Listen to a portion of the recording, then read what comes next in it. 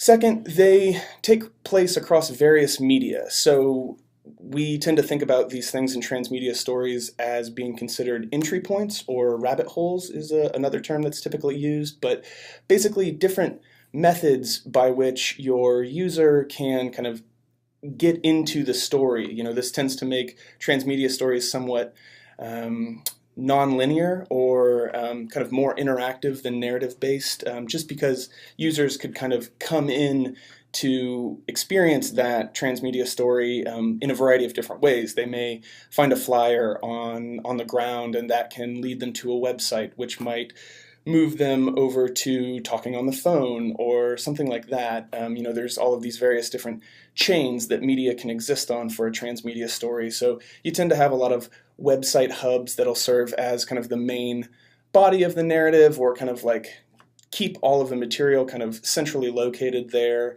but then also have different rabbit holes into that narrative through different live events, different digital artifacts, as well as physical artifacts that kind of make that story progress and evolve it, all the while kind of keeping in mind that your user will likely not have the same experience as another user. So kind of trying to keep in mind how you move people between platforms and how you kind of harness networks is incredibly important to understand, in terms of understanding how various different types of media kind of house this one story world, or multiple stories within one universe. So in short, transmedia stories, they're cross-media. They are cross-media is literally what the term means. So they tend to take place over various different forms of that media.